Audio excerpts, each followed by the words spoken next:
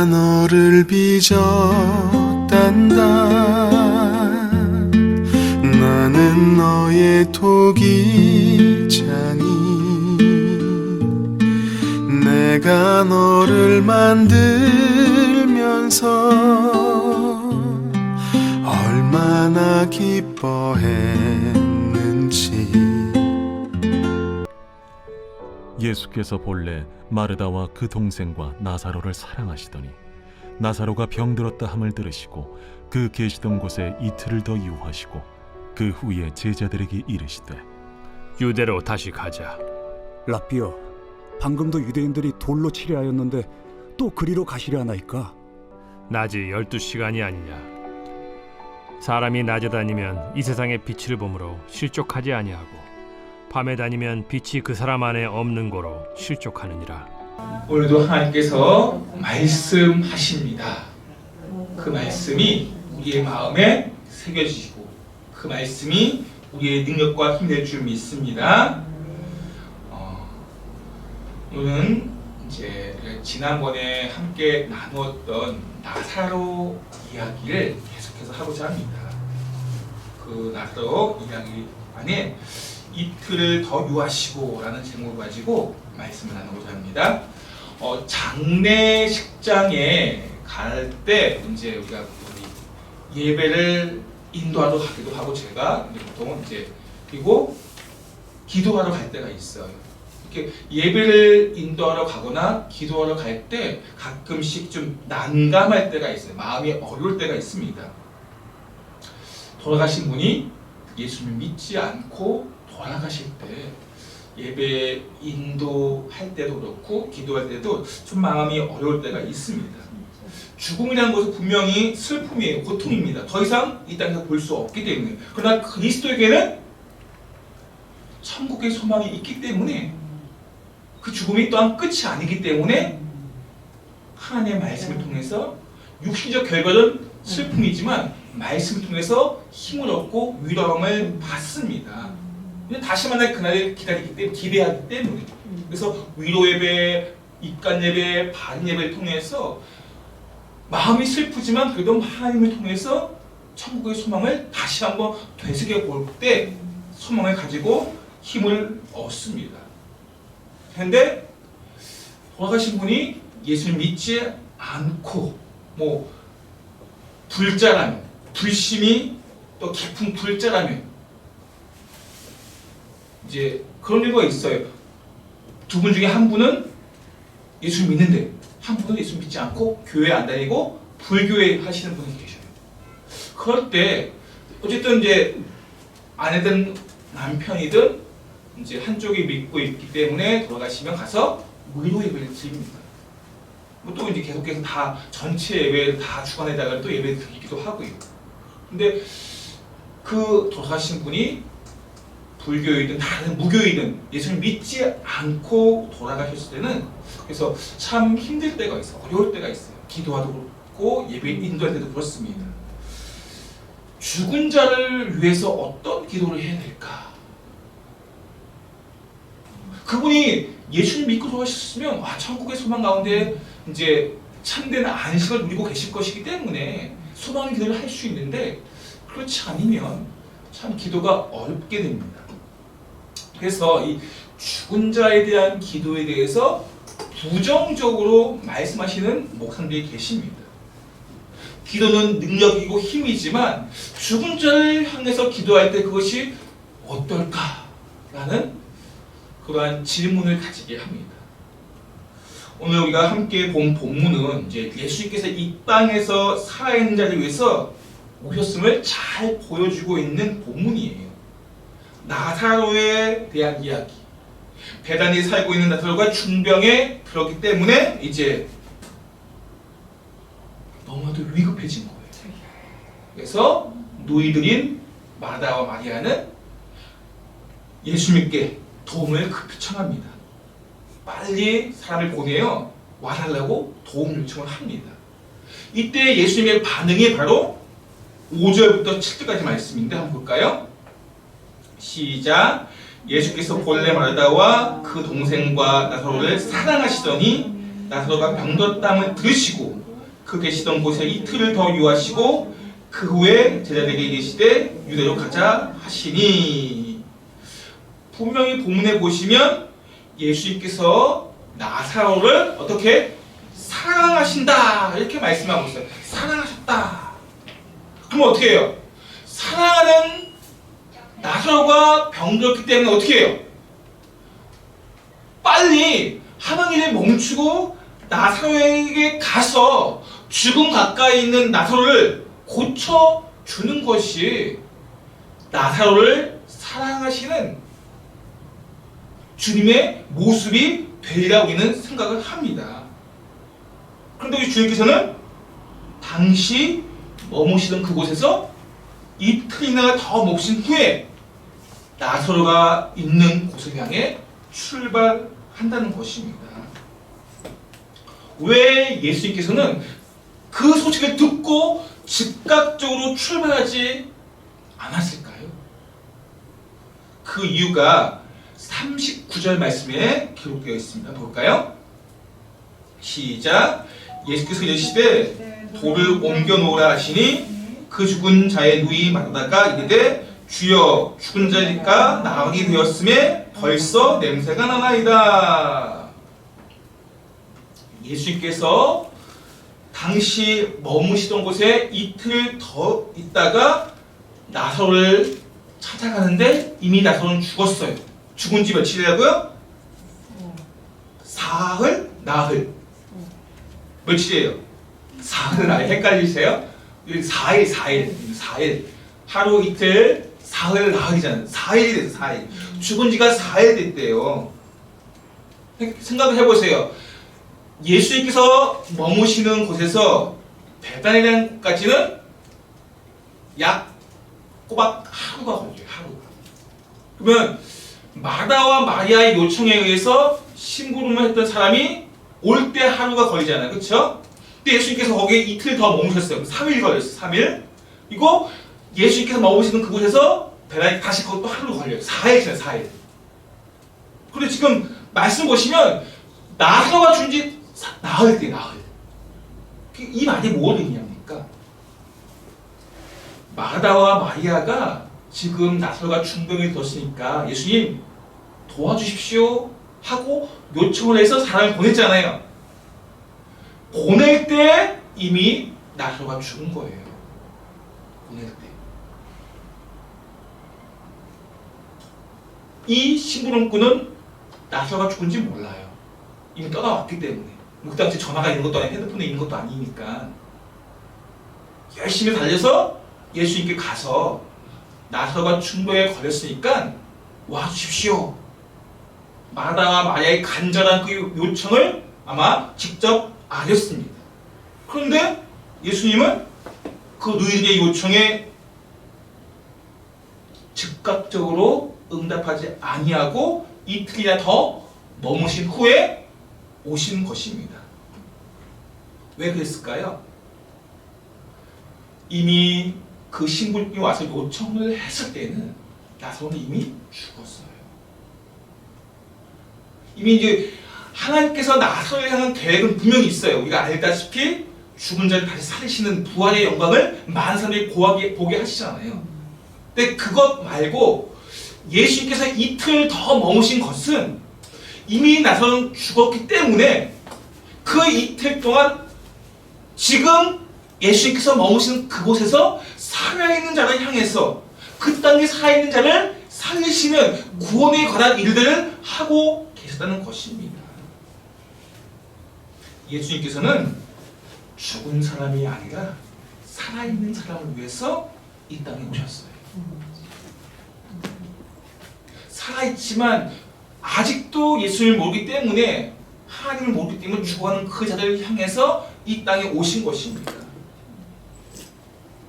이 땅에 살다가 죽은 사람의 영혼은 하나님의 법칙에 의해서 하나님의 통치 안에 있습니다. 죽은 사람도 하나님의 통치 안에 있어요. 인간의 임의로 이 죽은 자를 어떻게 할 수가 있는 것이 아닙니다. 죽은 자를 위해서 무언가를 한다고 해서 이 죽은 자가 어떻게 되는 것도 아니에요. 우리 영화 보면 그 강시 옛날에 강시 영화 같은 거 있죠. 중국의 강시 영화. 죽었는데 죽은 시체가 다시 살아나가지고 막 돌아다니는 강시 영화. 요새는 이제 강시가 안 나고 좀비가 나와요. 좀비가. 징그럽죠. 좀비 보시면 막. 그건 영화일 뿐이지 죽은 자를 향해서 어떻게 되는 것이 우리 이 땅의 사람이 죽은 자를 향해서 어떻게 할 수 있는 것이 아니라는 것입니다. 죽은 자를 위해서 우리가 무엇을 한다고 해서 그 죽은 자가 바뀔 수 있나요? 처음에 이제 장식장에 대해 얘기가 했잖아요. 그러면 죽은 자를 위한 기도는 어떨까요? 죽은 자를 위해서 기도하는 것은 죽은 자를 위한 기도는 힘과 능력이 있는데 죽은 자를 위한 기도를 했을 때 그 죽은 자가 어떤 상황이 바뀌거나 어떤 환경이 바뀌거나 하나요? 근데 이 부분이 좀 뒤에 다시 한번 말씀드릴 텐데 신학적인 문제가 하나 있어요. 이제 잠깐 얘기하면은 사도신경 보시면 이제 장사한 지 사흘 만에 그 사이에 장사한 지 뭐가 한번 찬송가나 성책 보세요. 맨 앞에 사도신경이 있습니다. 한번 보세요. 뭐하고 썼냐면 이렇게 기록되어 있어요. 장사되시어 지옥에 내려가신지 이렇게 기록되어 있어요. 그러니까 우리나라에 있는 이 찬송가나 성경책 앞에 있는 사도신경에 그 부분이 빠져 있어요. 근데 영어 성경이나 다른 나라 성경 보면 그것이 기록되어 있습니다. 예수님께서 십자가에 돌아가신 지 무덤에 묻히시고 사흘간의 시간을 어디에 있다고요? 지옥에 갔다라고 기록을 하고 있다는 거예요. 그리고 베드로 전서에도 보시면 지옥에 가신 주님께서 복음이라고 정확하게 나와 있지 않아요. 보시면 어떻게 나와 있냐? 옥에 있는 영들에게 복음을 전했다라고 하고 있는데 이 부분도 이제 논쟁거리가 돼요. 지옥에 있는 그들에게 구원의 복음을 전했다.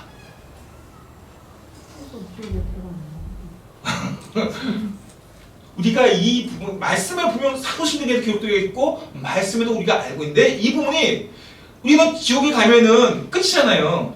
예수 믿지 않고 지옥 가면은 그래서 지옥에 간 죽은 사람들 향해서 우리 기도가 그 죽은 사람을 향해서 어떤 변화가 있고 어떤 그 사람이 구원을 받는 그런 일이 일어난다고 생각하지 않아요. 우리 이제 누구지 이제 잘 우리가 알고 있는 아브라함이 예화를 통해서 아브라함과 나사로의 그 예화 있잖아요. 아브라함 품 안에 있는 나사로 부자는 지옥에 가 있고 그 사이에 큰 거리가 있기 때문에 갈 수 없다고 하잖아요. 죽은 거리 어떻게 해서도 옮겨지지 않잖아요.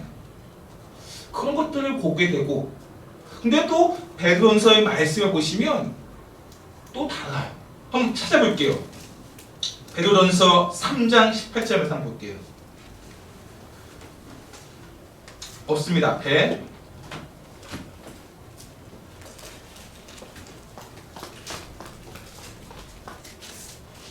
베드로전서 3장 18절에서 볼게요.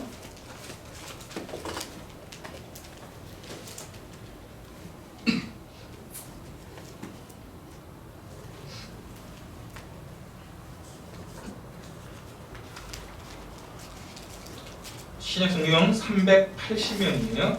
380면 천천히 읽어볼게요. 3장 18절에서 20절 말씀까지. 그리스도께서 단번에 죄를 위하여 죽으사 의인으로서 불의한 자를 대신하였으니 이는 우리를 하나님 앞으로 인도하려 하심이라. 육체로는 죽임을 당하시고 영으로는 살리심을 받으셨으니 그가 또한 영으로 가서 옥에 있는 영들에게 선포하시느니라. 그들은 전에 노아의 날 방주를 준비할 동안 하나님이 오래 참고 기다리실 때 복종하지 아니하던 자들이라. 방주에서 물로 말미암아 구원을 얻은 자가 몇 명뿐이 겨우 8명이라. 예. 지금 옥에 있는 영들에게 선포하셨다.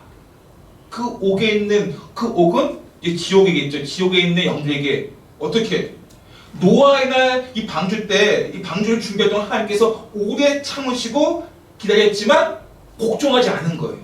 그래서 그때 구원받은 자는 몇 명이에요? 8명뿐이고 나머지 다 죽었잖아요. 이 세대들이 다 지옥에 갔는데 이 세대에게 구원의 복음을 선포했다라고 기록을 하고 있다는 거예요. 이 부분이 이제 뭐 여러 가지 신학적인 논쟁이 있는 부분이에요. 그러나 오늘 이 부분을 자세하게 논하기보다 이 죽은 자에 대한 이 제사 문제 특히 이제 우리가 많이 부딪히고 있잖아요. 제사 문제. 지금은 이제 많이 정리가 됐어요. 어느 정도. 지금은 제사 드리는 가정도 어느 정도 이제 서로 이제 정리가 되는 부분도 있고. 근데 이제 과거에는 이 제사 문제가 아주 컸어요. 그래서 제사 문제 때문에 기독교하고 천주교가 큰 박해를 당했어요. 많은 사람이 죽기도 했고요. 우리가 제사 문제에서 생각해 보아야 할 부분이 생각해 보세요. 제사 문제. 우리가 어떤 부분이 가장 큰 문제였습니까? 이 제사는 조상들에게 어떻게 해요?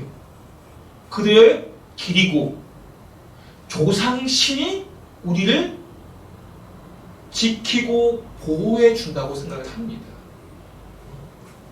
그래서 제사 드리는 것을 빼먹을 수가 없었어요.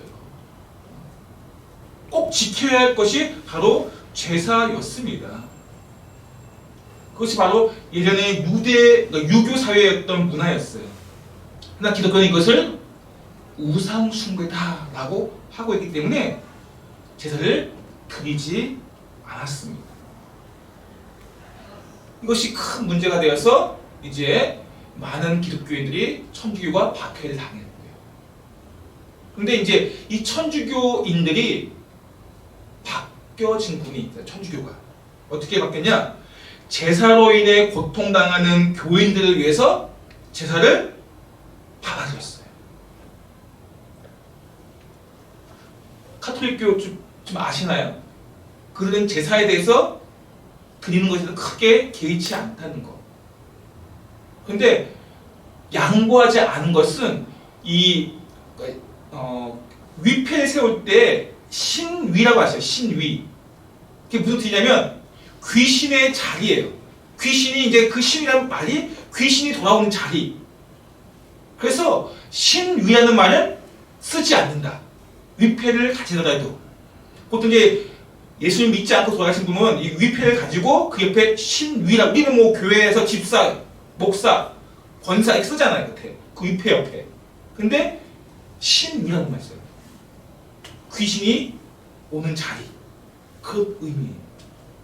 근데 이 신이라는 말은 안 쓴다는 거예요.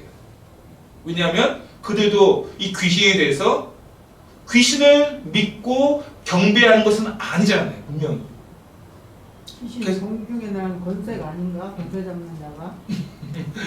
나중에 다시 한번 정리해서 말씀드릴 텐데 이 귀신에 대해서 이제 조상신에 대해서 어떻게 보면은 그들은 과거에는 이 조상신이 자기를 보호한다고 생각했어요. 그래서 조상신을 섬겼던 것입니다. 자기의 복 주는 대상이 조상을 계속 잘 해야지만이, 조상신을 잘 섬겨야지만이 자신에게 복을 받는다고 생각을 했기 때문에 그렇게 제사를 드린 것입니다.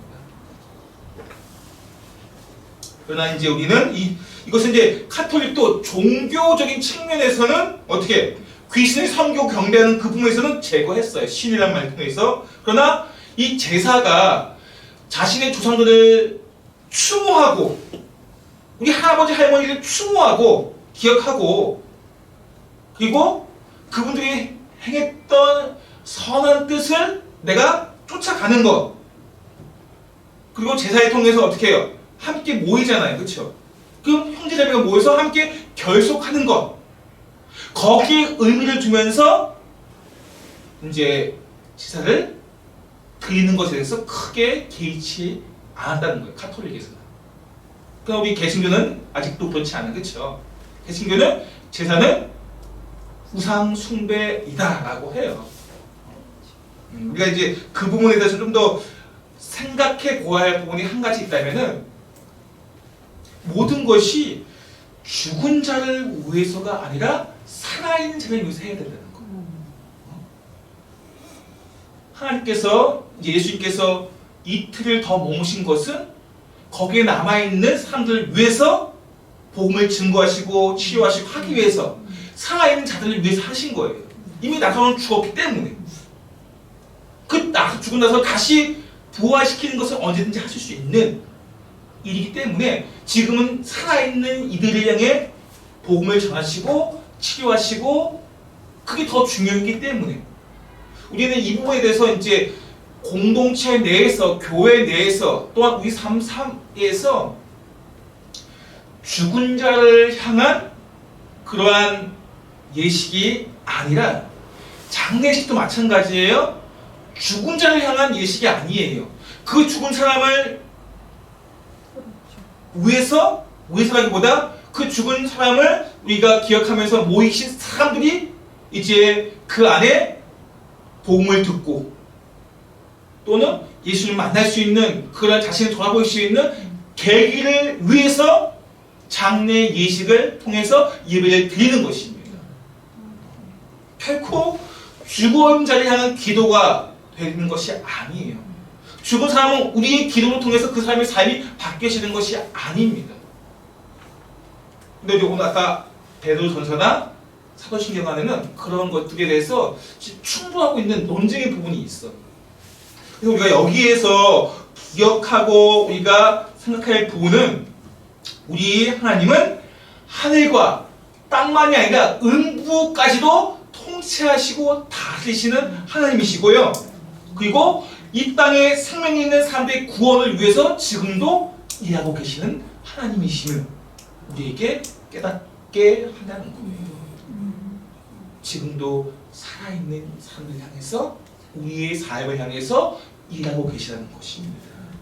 이 주님을 나의 구주, 나의 하나님을 영접하시고 그 예수님을 바르게 믿고 참된 복을 누리시는 우리 모두가 되시기를 예수님 축복합니다. 본문의 두 번째 주는 교훈 보시면 진리의 빛 가운데 있을 때 실족하지 않는다는 거예요. 참 많이 실족하잖아요. 우리가 실족하지 않기 위해서는 진리의 빛 안에 있어야 한다는 것입니다. 예수님께서 베다니로 가시는 것은 단지 나사로만을 살리기 위해서, 치료하고 살리기 위해서가 아니에요. 베다니 옆에 예루살렘이 있습니다. 예루살렘에서 이제 십자가에 달려 돌아가시기 위해서 예수님께서는 베다니로 가신 것입니다. 그런데 이제 제자들은 어때요? 베다니로 가는 것에 대해서 반대해요. 만류합니다. 유대인들이 선생님을 주려 하는데 왜 다시 또 가려고 하십니까? 라고 하면서 제자들은 만류합니다. 그런데도 불구하고 예수님은 다시 유대 지경으로 베다니로 다시 돌아가신다는 것입니다. 왜 그럴까요? 지금 제자들이 예수님을 만류하는 이유는 뭐 때문이에요? 예수님께서 죽으시는 그런 핍박을 받는 것, 그것은 곧 자신들에게 똑같은 핍박이고 자신들도 죽을 수도 있다는 거예요. 그래서 제자들은 만류하는 거예요. 근데 예수님은 왜 베다니로 다시 가시는 것일까요? 죽어있는 나사로를 살릴 뿐만이 아니라 죽어가는 영혼들을 살리기 위해 십자가에 달리기 위해 죽기 위해 가시는 거예요. 예수님은. 제자들은 살기 위해서 예수님을 만류하지만 예수님은 죽기 위해서 그곳으로 가신다는 것입니다. 그 차이가 어디에 있을까요? 왜 제자들은 예수님의 그 길을 따라가지 못하는 것일까요? 진리의 빛 가운데 있지 않기 때문이었습니다. 진리의 빛 안에 거하면 가는 길이 어떤 길인지 볼 수가 있어요. 그것이 십자가의 길이지만 그것이 영광의 길임을 볼 수가 있습니다. 지금이 힘들고 어렵지만 그것이 예수님을 따르는 것이 고통스러울 때도 있지만 그것이 우리에게 축복임을 보여준다는 거예요. 내가 진리의 빛 가운데 있으며. 예수님을 믿으며 살아가는 이 땅에서의 삶은 쉽지가 않아요. 신앙생활을 하면서 사회생활 한다는 게 쉽지가 않아요. 정직해야 하고 투명해야 하고 부정부패를 하지 말아야 하고 속이지 말아야 되고 많은 지켜야 할 주님께서 주신 법칙이 있잖아요. 법이. 그것을 지키면서 살아간다는 건 참 어렵습니다. 내 이웃을 내 몸같이 사랑하라. 원수도 사랑하라. 너무 어려워요. 힘들어요. 근데 그 길을 걸어갈 수 있는 것은 내가 진리의 빛 안에 있을 때. 왜냐면 그 길을 지금은 힘들고 어렵지만 고통스럽지만 그 십자가의 길이 영광의 길임을 진리의 빛 안에 있으면 볼 수가 있다는 거예요. 죽으면 끝이 아니라 새로운 세상이 열린다는 것을 진리의 빛 가운데 있을 때 볼 수가 있습니다. 그래서 우리가 잊지 마셔야 돼요. 진리의 빛 안에 내가 있는가? 한번 말씀 볼게요. 9절 10절 말씀 볼까요? 시작. 예수께서 대답하시되 낮이 12시간이 아니냐? 사람이 낮에 다니면 이 세상의 빛을 몸으로 실족하지 아니하고 밤에 다니면 빛이 그 사람 안에 없는 거로 실족하느니라. 실족하는 것은 빛이 그 안에 없기 때문에 그래요. 빛이 우리 안에 있으면 실족하지 않습니다. 특별히 진리의 빛 안에 있으면 결코 실족하지 않을 수가 있어요. 오늘 이 시간에 대해서 우리가 이제 조금 잠깐 살펴보면은 이 유대인의 시간은 저녁 6시에 시작돼요. 저녁 6시. 그래서 그 다음날 오전 6시 맞춰집니다. 이게 밤의 시간, 12시간이 우리는 24시간이잖아요. 그 12시간을 하루로 봐요. 그러면서 오전 6시, 아니 오후 6시 해가 저물 때 그게 시작이에요. 해가 저물 때가 시작이에요. 그게 밤의 시작이고 다시 오전 6시에서 오후 6시가 낮의 시작이에요. 그래서 거기에 6시는 우리나라의 12시예요. 12시. 시간이 좀 차이가 있죠. 거기 6시는. 그래서 이제 오전 6시부터 저녁 6시까지 이 12시간이 바로 해가 떠 있는 시간이잖아요. 낮의 12시. 이 시간에 해가 떠 있는 시간에는 이 빛이 있기 때문에 실족하지 않을 수 있다는 거. 보이기 때문에. 근데 밤에 12시가 찾아오면 보이지 않기 때문에 넘어질 수가 있다는 거예요. 이것을 진리의 빛 안에 있을 때 우리는 실족하지 않을 수 있다라는 것을 보여주신다는 것입니다. 진리의 빛 안에 거하면 우리의 이 땅에서의 죽음이 끝이 아님을 알게 되고요. 이 죽음이 하나의 미랄이 되어서 썩어지면 얼마나 많은 열매가 열리는지 볼 수 있다는 거예요. 우리는 죽으면 고통이고 슬픔이고 아픔이지만 그것이 진리의 빛 안에서 이 사건을 보게 되면 그 죽음이 끝이 아니고 새로운 시작을 열리게 되는 관문이고 그 죽음이 하나의 미랄이 되어서 썩어지게 되면 많은 열매를 맺는 그 놀라운 일이 일어날 수 있다는 것을 볼 수 있다는 거예요. 그걸 보는 사람과 보지 않는 사람의 차이예요. 이건 정말 큰 차이예요. 진리의 빛 안에 내가 거하면 볼 수 있고 그렇지 않으면 어둠 가운데 보지 못하고 실족할 수 있다는 것입니다. 진리의 빛 가운데 거하기를 거부하는 사람들은 결국에는 어둠 속에 실족하면서 그러니까 자기만 잘 먹고 잘 살려고 하다가 어둠 가운데 있는 사람들입니다. 예수의 제자들도 마찬가지였어요. 처음에는 예수를 따라가면서 자신이 잘 먹고 잘 살기 위해서 자신이 높은 자리에 위치하기 위해서 그러다 보니까 어떻게 됐어요? 진리의 빛이 그 안에 없다 보니까 예수님이 가신 그 길을 따라가지 못하는 거예요. 예수님이 십자가에 달리실 때 제자들은 다 도망갔어요. 예수님께 십자가에 달리시는 것 나도 함께 죽는 거 아니야? 그런 두려움 속에서 다 도망쳤습니다. 진리의 빛 안에 있지 않았기 때문에.